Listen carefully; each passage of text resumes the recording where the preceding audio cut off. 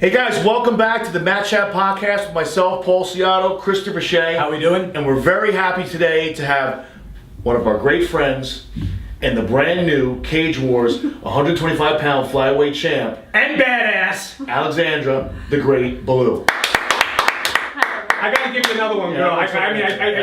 This is crazy. This is crazy. So we wanted to bring her on today, obviously, to talk about this. As you can see, the nice shiny belt that she worked her tail off to get. And this was a real personal thing for me because we go back a long way. So like, we met through jiu-jitsu, like most friendships start in this type of arena. You actually worked for me for a little while as well. She actually, she house sat for me when we went on vacation. Oh, wow. Yeah, so we go way back, and then obviously martial arts brought us all together. But I think just to fast forward, to where she came from to get to here is that probably sorta a little more than a year ago, right or so, I got a phone call or I got a text message, one or the other, I don't remember, it was, I want to come and talk to you and Philippe. I have my mind set on something, I want to talk to you guys about it. And I said, great. So she came here and she spoke to me first, right? Just you and I had a conversation, and then we had a conversation, and the three of us had a conversation, and to put it into context, it was basically, I want to fight.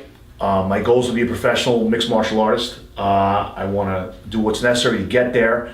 Guys, please help me. And the rest really is history. And from that statement on, this is what happened. So within the last year, everything really came together for you, right? And why don't you talk about that a little bit as far as... Hold on, I got a quick question. When you were younger, I know I spoke to your mother when you were in the womb. She says you were punching and kicking on. No, I'm just kidding. But is this something that you were from a young age, just an aggressive girl? I mean, like, when did She's all an this? athlete, though. I mean, obviously you're an athlete. You played sports and stuff right? like that. Yeah, I played pretty much every sport. Played softball, soccer.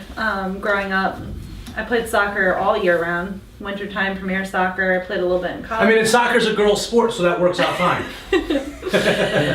I'm not even gonna go there, but it was kind of more of an idea that I toyed with for a long time. I remember watching the UFC on TV, and I thought it was amazing that people actually got paid to do that for a living.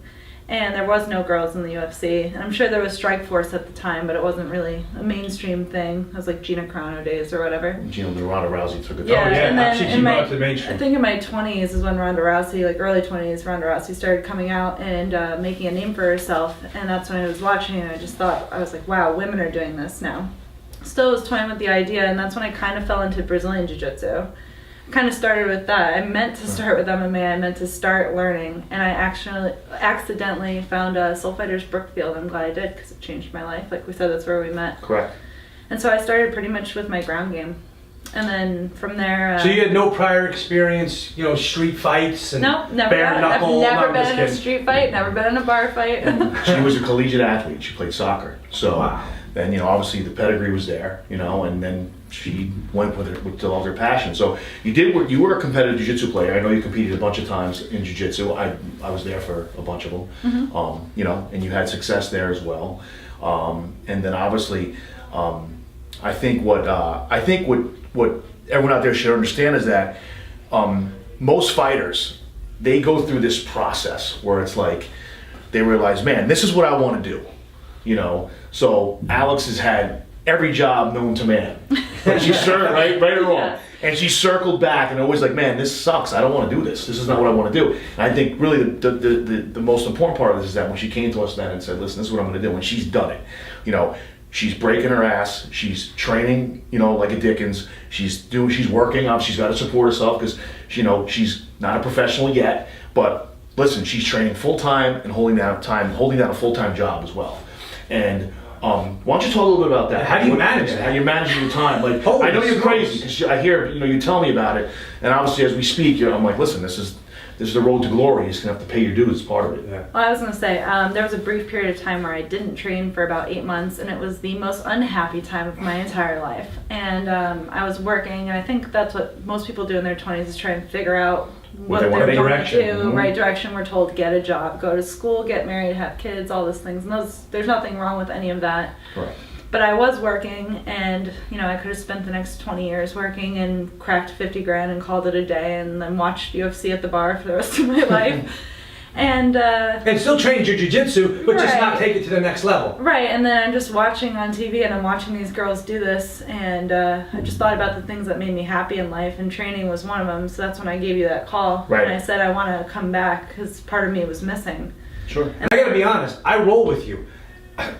You're a tough son of a gun, so I mean, it just makes sense that would be a natural program. I can remember just rolling there and getting shots to the ribs because for no reason. We're rolling Brazilian Jiu-Jitsu and I'm getting punched in the ribs. That's because you're so heavy.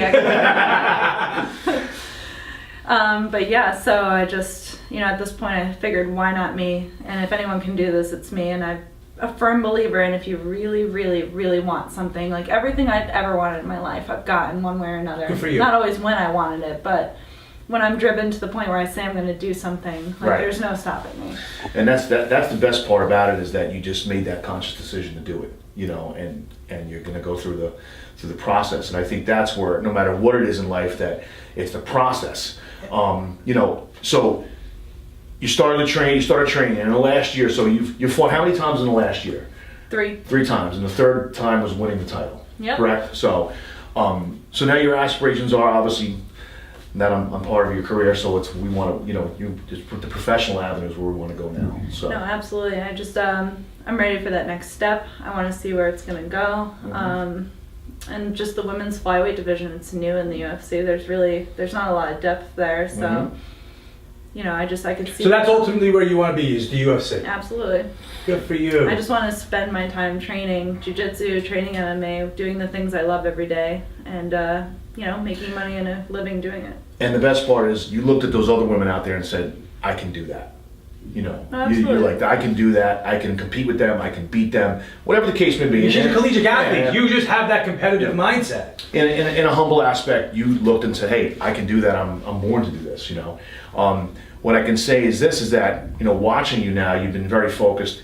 You know, tell us about the breakdown as far as what your week in titles, as far as your jiu-jitsu, your wrestling, your striking. How do you break it down? What are you doing as far as, how does your week's training schedule usually look? So, I mean, I usually work probably 5 days a week, and you know, in the restaurant business, we get in there at 3 and we get out of there at 11 o'clock. You know, Got or it. sometimes late nights. You know, Yeah. I think you've even been to my restaurant, locality in New Oh, yeah. Canaan. The patio is slammed all summer, just Oh yeah, 100 it's tables. beautiful. a night. It's nice. It's very nice, but it's utter chaos, which is funny because it's kind of like fighting. You know what I mean? You're sitting there and it's utter chaos. Control chaos. Yeah. Exactly. So, you know, I try and just make an effort to get here before I go to work, or if I work in the morning, to try and get here at night. If I can't do either of those things for whatever reason on that day, I go home and I've got my jump rope, I've got my heavy bag, I have someone to hold pads for me, and I train, and it's constant self-growth and improvement. Fighting is so mental. Honestly, like, you can train all you want, but it's just about where you see yourself. I watch fights all day. I look at techniques. I watch my own A lot of videos. visualization. Yeah, Absolutely. exactly. You just kind of, if I can't do the physical aspect, I do the mental aspect, and vice versa. And it's all about growth. So what do you think is harder, the physical or the mental? Mental. 100%. I mean, it's funny that a lot of people say that, Yeah, getting punched isn't really that bad. It's the. And I guess you need that mindset if you're going to go into the UFC. Getting punched has got to be a fun thing to you. Well, to put it in perspective, and I'm going to be a little exorbitant here, is that anything, like if you take elite special forces training, the whole part of it is your body, your mind quits before your body absolutely. does. People don't understand that. Well, you know, the pain of the physical pain, your body can take a hell of a lot. Absolutely. It really can. You know, and that's where what separates the winners from the losers. So developing that mental attitude and mindset, and So saying, hey, listen, I need to get my training done today, no matter what's put in front of me. And no matter what time it No is. matter what time it is, it has to be done, and that's the mental toughness that you're speaking of, and that's And she's always had it. yeah, no Yeah, doubt. I consider it like my job. So there are days. It is where, your job. There are days where I don't want to train. There are days where I don't want to do anything, and no matter how I'm feeling physically or mentally, I just make myself do it. Even if it's the worst run in the world, the shittiest roll of all time, like I Right. just go do it.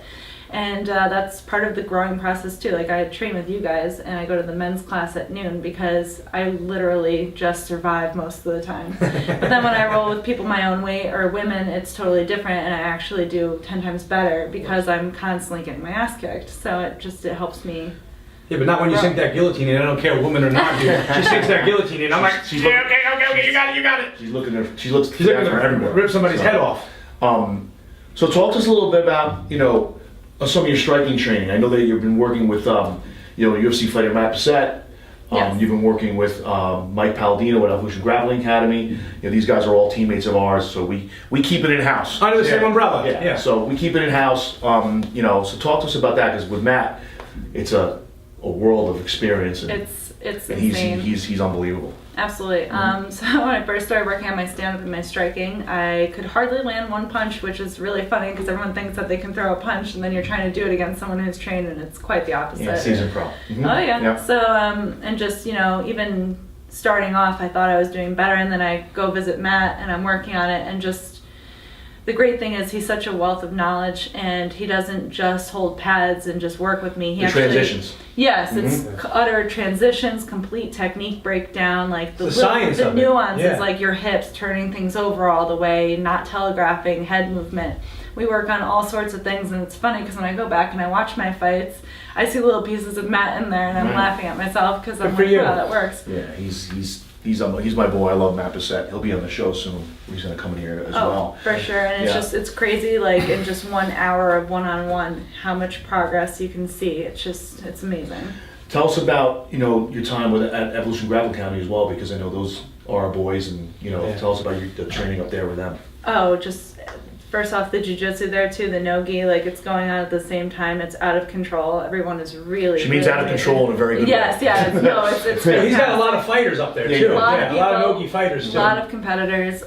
Just the techniques, a lot of the Muay Thai, the sparring I get up there with all the guys, they're amazing, and we always help each other. And I've learned so much too. They've on the ground too, like MMA training, just the stamina. I've come out of there covered in sweat, hobbling home, and I'm just like, it's amazing. They're all so good. Andrew and Yeah, guys, Nick and those everyone. are our boys, Cobb. man. Absolutely. Yeah.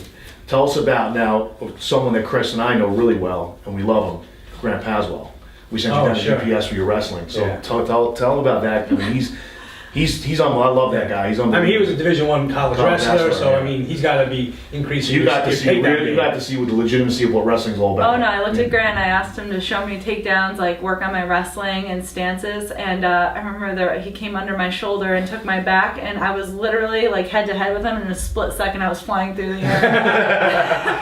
I was laughing. It's incredible. He's such an amazing wrestler, and he's such a great coach Awesome. too. He's a good coach. No Yeah. question. Awesome coach. My boys, our boys love him. They love him. No, He's awesome. And obviously Philippe and I, our job is the pure Brazilian Jiu-Jitsu aspect of it. That's what we do. We don't, that's what this Well, is you got to about. focus on your strengths, Yeah, and if so- your strengths here is jits, you Yeah. got to farm out the other ones so you can balance off. But your that's how the system. team aspect works. We all cater to our strengths to help her, and then it's a continual, conversation piece as to, okay, what do we need to do, and how do we put the pieces together. And what do you think is your biggest strength? Like, what do you fall back to when push comes to shove and the stuff's about to hit the fan?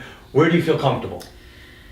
To be honest, in my fights, I don't really remember much of anything. Kind of just That's like black most out. people. Yeah. I probably jiu-jitsu, I'd say, is my foundation, 100%. Yeah. My goal, though, is to be very well-rounded in all aspects, and to. Well, you have to be today. Yeah. Well, Yeah. yeah. My goal is to not rely on one thing more than the other, and to be just scary no matter where we take it. Be just scary. Yeah, pretty much. I've been a lot more confident standing up as well, I was though. going to say, you look really confident there. Yeah. I mean, Yeah. in the last 2 fights, you just forget it. Yeah, the whole different level. Well, I enjoy it though. I mean, I really do enjoy the stand-up aspect. Well, I think to accurately put it is that your stand-up actually opened up your victories, because you subbed, your favorite submission was the guillotine. That's how you won the title. Well, I've come So- to watching videos of professionals and other people's fights, and I watch all my opponents' fights before I fight them, just to see. But most people, when they get hit, their first instinct is to, tie up. They don't want to get hit again. Right. So that's just knowing that, and like the way I train, I train getting hit. I don't get hit on purpose, but if I do get hit, I try and mentally keep myself In good standing position, in yeah. range. I don't just put my head down and charge forward because I don't want to be hit. I just try and keep myself in a advantageous position. Correct. Yeah. Listen, sometimes you have to take some to get some. It's the age-old argument, or I should say description, but it's a better word, is that American martial arts, and I'm going to include jiu-jitsu in that, is that you have to give and take. Meaning you can't go and train it without, like, You're going to get hit. You're going to It's get an hit. MMA fight. You go You're to going to get hit. You go to a boxing gym, you're getting punched. Yes. Okay. You go in a You wrestling. either like it or you don't. You go to a wrestling room, you're getting taken down. You know, you're going to jiu-jitsu, you're getting subbed, you're getting taken down. You're going to have to do all these things. Kickboxing, same thing. You're going to get kicked, you're going to get punched. So you have to condition your body and your mind to give and take. Now, obviously, the whole point of that is to not get hit as much, hit your opponent more. Agreed. You know what I mean, and so on and so forth. But it's a whole, like I said, it's the mental, and that's the physical part of it, part of it as well. Where people don't get it, you have to condition your body to take blows. I mean, end of story. Well, it's like jiu-jitsu. You have to be comfortable with being uncomfortable. Exactly. That's even It's the, the same that's probably the thing. best description. Be Yeah. comfortable in uncomfortable situations. That's the best. That's the best. That sounds like this is a life lesson. Take it, a life lesson. Learn to be comfortable in uncomfortable situations. Life lesson by Especially, Chris Shea. there you go. We preach it here all the time. So now that you've reached the The pinnacle of the amateur world. Yeah, So yeah. now the next step, obviously, is to turn pro. So I know we're speaking and we're talking about what the next step is, but I think that right now it's just circling the wagons together with all the chiefs and say, hey, what do we need to do? But I think at this point, you're really, from what I know, just being involved, you're amateur training up. It's a whole different animal now. We're looking to make that jump.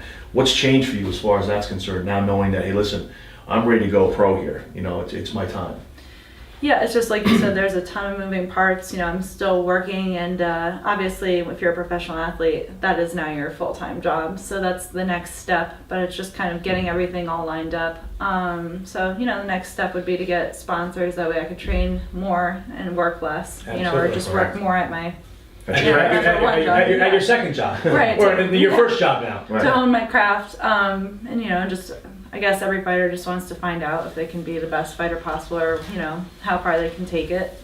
And so my next step would be to just keep going, keep doing what I'm doing, do more of it, and then line up a pro And then put fight. yourself on the big stage and see where you fall. Yeah, line up a pro fight and just keep knocking back those wins, and then hopefully they come calling, and Absolutely. the rest will be history. The business could be really, the fight game is not a pretty business, even with all, with the glamour that comes with being successful at it.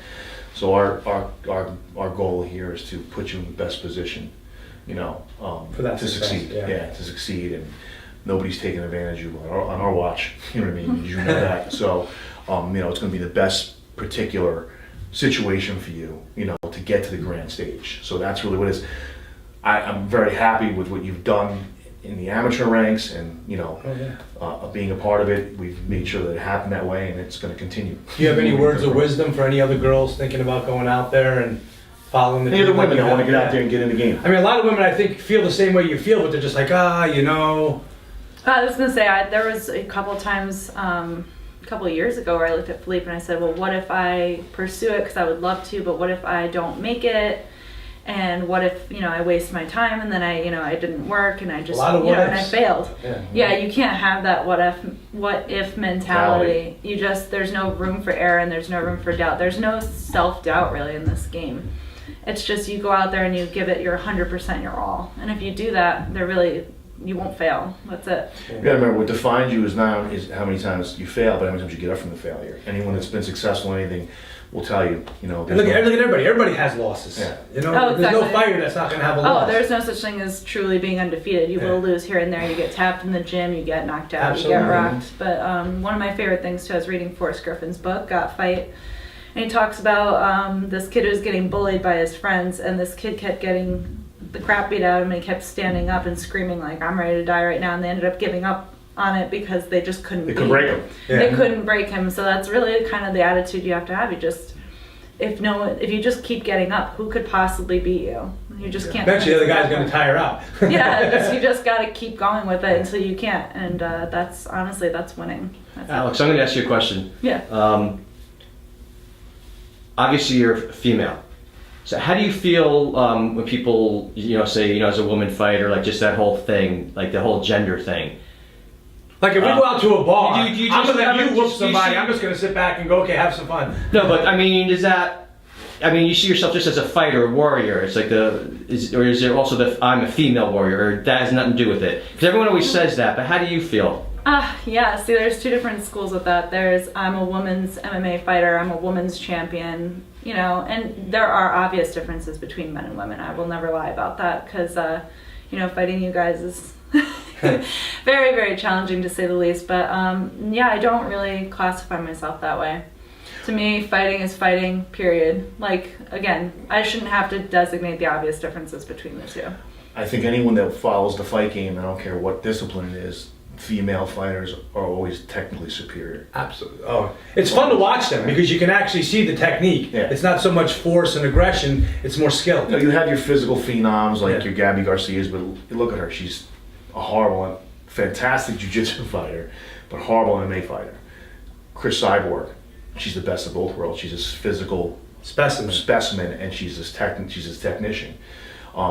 But for the majority of those people, that's not what you see in female fighting, in any type of form of combat. But they all, I don't care if it's striking, grappling, technically superior. Because that physicality sometimes doesn't matter. Well, I was gonna say, like, if it's a good fight, it's a good fight. It doesn't necessarily matter whether it's a male fight or female. Oh, absolutely. And Not anymore, especially. No, and all the techniques we do and learn are all the same. So it's just... It's application. I also have another question for you. I feel like this is a safe interview. Like, you know, it's all like, you know, generic, it's all safe. But I mean, why do you really do it? Like, what really motivates you? Like, why do you do it? How do you feel when you punch someone in the face? Like, I'm telling you right now, she loves it because I'm telling the you viewers right now. want to know. She loves it. Yeah, there's some Go, sort can you of... elaborate on that? Come on, really. Don't cover up. Don't hold back. You gotta be a little crazy to do what I do, whether it's motorcycle riding or fighting. Yes. I'm a little Motorcycle crazy. riding, that's I'm a right, little yeah. crazy. You didn't even Yeah, go you into see- motorcycle riding, so basically you're kind of a wild... She's a free spirit. She's an X game girl. Yeah. I was gonna say, I mean, like, everything goes through my mind 24/7, and when I'm flying down the highway at the speed limit, and you know, or in the cage, you know, punching. Yeah, she shows up in all leather on her motorcycle to come train. Yeah, and that's the time when my brain just kind of goes blank, and I, like you said, I feel free. Like when I'm in the cage, there's some sort of kill switch in me somewhere, and you can kind of see it if you watch my videos. My eyes, even Oh, heck yeah. the commentators She's are saying dialed I in, look no crazy. doubt. Yeah. No doubt. I remember being covered in blood after the first fight, and I kind of actually visualized that. Did you from my enjoy first it? fight. Yeah, I did. I think you have to. If you're going to get into a combat sport like that, I think you have to respect it and like it. I think most of the time, whether it's male, female, whatever, it's like a badge of honor almost. You know, I personally have never been there, you know, whatnot. Gotten mangled in jiu-jitsu, but that's about it. It's a battle of wills ultimately, and I'm probably the most willful person I know. So Absolutely, I have to concur with that statement. yeah, 100% so when there. you crush someone's spirit and you're just When you steal their heart, it's just you got this really weird sense of happiness. when you stare them down, you know that they're gonna fold underneath you. It's just, I don't know, it's surreal. Primal? Yeah, exactly. It's just primal. Cave woman? Yep, exactly. Listen, this is the you know, combat is the most primal aspect of human nature. Period. The ultimate competition. Yeah. It's what it is. I mean, it's everyone has it. Some of us more than others. You know, that's why, you know, flight, you know, or fight is invoked physiologically for Right. people, you know, in certain circumstances. But I think fighters have that ability to have the ability to use it when they need it. Hey, they turn it on and they turn it off. Like Yeah. they can bring those parts about it. And I think a fighter's flight is more or less to position yourself to fight again. You know what I mean? It's not so much to leave the situation. You're moving and you're countering and you're doing what you need to do to get back into it. I think the next thing is that we probably want to touch on is talk about what it's like to train, you know, when the majority of your training partners are males.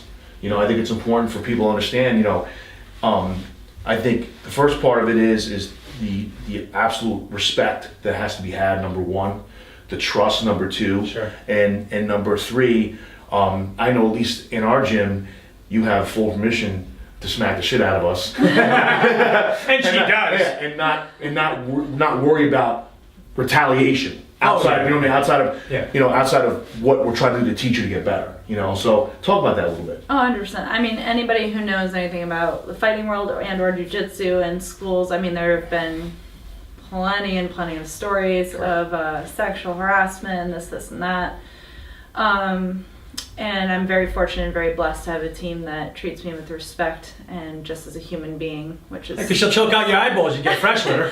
yeah, which is amazing. And then when I'm training and just there's techniques that are supposed to work, like shrimping out, moving your body underneath and getting into a better position. And when I train with men, it doesn't really go that way. But however, I think it's made me 10 times stronger physically and mentally. Yeah. And then when I go to do the technique with other people and other women, That are your size, strength, you're gonna throw them around. yeah, I feel like I'm deceptively strong for my size, or people just don't really understand. And that's honestly, I think, truly comes from training with mostly men. Yeah. No, she's very guest. Can you tell us how you feel about inspiring young women or young girls with what you do in the sport? Like, can you elaborate on that a little bit? Do you feel you're a role model in any way? I've actually had people like at my job and stuff with their daughters say like, you're amazing, and I've had That's girls awesome. tell me that they wanted to do what I do, which is for me, I'm like, really? Like, me? Like, it's crazy. You have an inspiring story. Yeah, it's just I've been through a lot of failures and hardships to get where I am. I hope that no one ever has to go through that. But whatever journey we all go on to find out what makes us happy. Like I always tell people, just do what makes you happy. Like life's too short. And your journey brought you to where you are now. So Yeah. there may have been some hardships, but at least it's molded you to Oh, give for you the... sure. Like the fight game Yeah. isn't for everybody, but if you want to do tennis, if you want to do wrestling, women's wrestling, if you want to do golf, whatever the sport is, whatever passion you have, if you want to be a chef, whatever you want to do, like go after it 110%. Like I wake up every day and I'm happy. I'm happy with what I do. I'm Good for happy you. with what I've accomplished, and I'm That's excited. the first step to your success. And not only that, you said, speaking of sport, what's your feelings on like sports jiu-jitsu versus the MMA game? Well, sports jiu-jitsu, I mean, jiu-jitsu is amazing, and I've competed in it many times. I'm looking to do that again in the future. I feel jiu-jitsu is much more strategic. MMA, you kind of have more options. You have more outs. You know what I mean? There's endless options to finish the fight. In jiu-jitsu, it's more about strategy. So. Thank you. That's great. Well, guys, we want to thank Alex Ballou for coming and joining us today. Great job, Alex. And guys, she's the Cage Wars 125-pound flyweight champion. Big things coming from her, looking to make the jump to the professional ranks. Want to thank you again, Paul Ciotto, Chris Shea, Alex the Great Ballou, the Match Chat Podcast. See you guys next time.